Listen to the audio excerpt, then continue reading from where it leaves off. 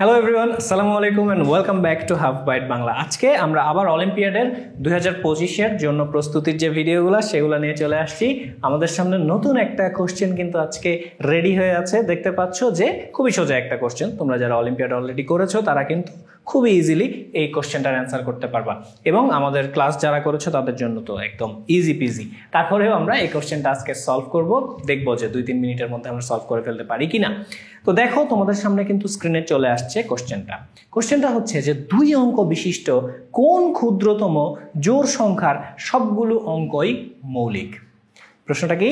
2 অঙ্ক বিশিষ্ট একটা ক্ষুদ্রতম হইতে হবে, জোড় সংখ্যা হইতে হবে, এবং এমন একটা সংখ্যা হইতে হবে যেটার প্রত্যেকটা অঙ্ক হচ্ছে মৌলিক। তাহলে তোমরা যারা জানো তারা তো জানোই, 2 সেকেন্ডে বের করে ফেলতে পারবা। যারা জানো না তারা দেখতে থাকো, আর যারা জানো তারা নিজেরা চেষ্টা করো। সো দেখি, আমরা 3টা ক্রাইটেরিয়া দিয়েছে আমাদের। সেটা কি? 2 অঙ্ক বিশিষ্ট। আমার হাতের লেখা কিন্তু অনেক সুন্দর, হ্যাঁ, একদম জঘন্য সুন্দর। আচ্ছা, 2 অঙ্ক বিশিষ্ট, তারপর হচ্ছে ক্ষুদ্রতম হইতে হবে। এই যে ক্ষুদ্রতম দিলেই কিন্তু ঝামেলাটা শুরু, যে আমাদেরকে প্রমাণ করতে হবে যে ওইটাই ছোট, ওর চেয়ে ছোট আর হবে না। এরপরে কি বলছে? যে জোড় সংখ্যা হতে হবে। 3টা না 4টা দিয়েছে। 4 নাম্বারটা হচ্ছে যে সবগুলো অঙ্ক মৌলিক হইতে হবে।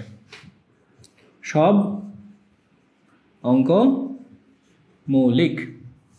হ্যাঁ, যারা ইংলিশ মিডিয়াম বা ইংলিশ ভার্সনের আছো তাদের জন্য হচ্ছে 2 অঙ্ক বিশিষ্ট মানে হচ্ছে 2 ডিজিট নাম্বার হইতে হবে। হ্যাঁ, 2 ডিজিট, 2টা ডিজিট হইতে হবে। ক্ষুদ্রতম মানে হচ্ছে স্মলেস্ট, আর জোড় মানে হচ্ছে কি বলে ওইটাকে, ইভেন নাম্বার হইতে হবে। আর সব অঙ্ক হইতে হবে মৌলিক। অল ডিজিটস আর প্রাইম।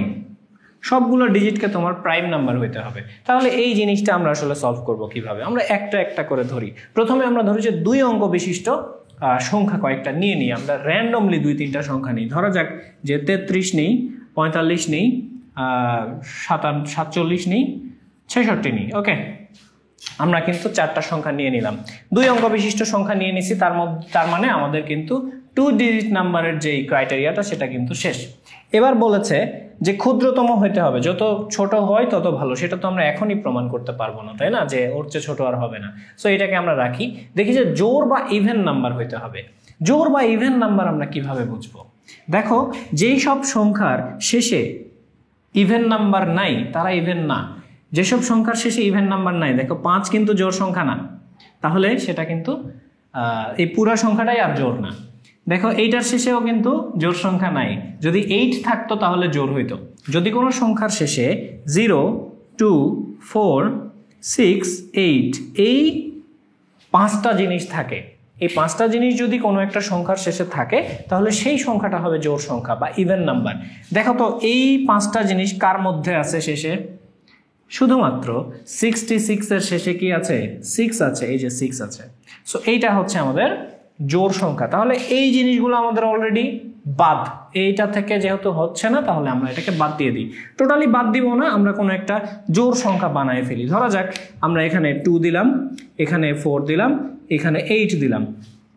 ওকে, এবার দেখো সবগুলো কিন্তু আমাদের জোড় সংখ্যা হয়ে গেছে। তাহলে সবগুলো আমরা জোড় সংখ্যা পেয়ে গেছি। এবার বলা হচ্ছে যে সব অঙ্কগুলা মৌলিক হইতে হবে। এই সংখ্যাগুলা যেহেতু 2 অঙ্ক বিশিষ্ট, তার মানে এই 2টা অঙ্ক, যে 2টা অঙ্ক দিয়ে এই সংখ্যাটা গঠিত, সেই 2টা অঙ্ককেই কি হইতে হবে? মৌলিক হইতে হবে। দেখো তো, 4 আর 4 কি মৌলিক সংখ্যা? একদমই মৌলিক সংখ্যা না। 4কে 2 দ্বারা ভাগ করা যায়, 4 দ্বারা ভাগ করা যায়, 1 দ্বারা ভাগ করা যায়। সো 4 কিন্তু মৌলিক সংখ্যা না। 4 আর 8 কি মৌলিক সংখ্যা? 8 তো মোটেও মৌলিক সংখ্যা না। কেন? একে 1 দ্বারা, 2 দ্বারা, 4 দ্বারা, 8 দ্বারা অনেক কিছু দিয়ে ভাগ করা যায়। সো এটা কিন্তু মৌলিক সংখ্যা না। 6 তো 2 দিয়ে যায়, 1 দিয়ে যায়, 3 দিয়ে যায়, 6 দিয়ে যায়, কতগুলো দিয়ে ভাগ যায়? মৌলিক সংখ্যা না। দেখো, এর মধ্যে 32 যেটা আছে সেটা কিন্তু একটা এমন সংখ্যা যেটা 2 অঙ্ক বিশিষ্ট, জোড়, এবং সবগুলো অঙ্কই মৌলিক। কেন? কারণ 3 একটা মৌলিক সংখ্যা, 2 একটা মৌলিক সংখ্যা, 32। তাহলে এইটা কিন্তু সব অঙ্কগুলাই মৌলিক, এই ক্রাইটেরিয়াটাকে ফুলফিল করতে সক্ষম হয়েছে। তো আমরা এখন দেখি যে এইটাই কি সেই কাঙ্ক্ষিত সংখ্যা কি না। এটাই কি সেই কাঙ্ক্ষিত সংখ্যা? তোমার কি মনে হয়? এগুলোকে বাদ দিয়ে দিই। কি মনে হয় এর চেয়ে ছোট কিছু হওয়া সম্ভব? এর চেয়ে ছোট সংখ্যা কি হওয়া সম্ভব? ধরা যাক যে 12 হইতে পারে, কিন্তু 1 তো মৌলিক সংখ্যা না। 1 যদি মৌলিক সংখ্যা হইতো তাহলে 12ই হইতো একটা ক্ষুদ্রতম, তার চেয়েও ছোট হইতো 11 হইতো, কিন্তু 1 তো মৌলিক সংখ্যা না। সো এটা কিন্তু হচ্ছে না। তাহলে এই যে 11, 12, 32 এদের মাঝামাঝি কিছু একটা হইতে পারে হয়তো। সো তোমাদের কাজ হচ্ছে সেই মাঝামাঝি সংখ্যাটা খুঁজে বের করা এবং সেটা আমাদের কমেন্টে দিয়ে দেওয়া। এবং তোমাদের জন্য মেসেজ আছে একটা, মেসেজটা হচ্ছে যে তোমরা জানো যে প্রতি বছর আমরা অলিম্পিয়াডের আগে কোর্স রাখি, সেই কোর্সটা কিন্তু এবারেও হবে, যেটা তোমরা অ্যাটেন্ড করতে পারবা। নওগাঁ এবং বগুড়াতে যদি থাকো তাহলে সশরীরে অ্যাটেন্ড করতে পারবা, কারণ সেখানে আমরা সরাসরি ক্লাস নিই।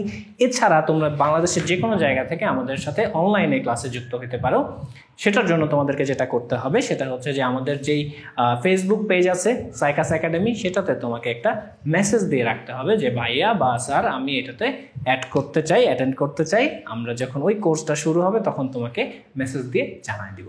তাহলে এই হচ্ছে আজকের পর্যন্ত কথাবার্তা। দেখা হবে পরের কোনো ভিডিওতে। আসসালামু আলাইকুম।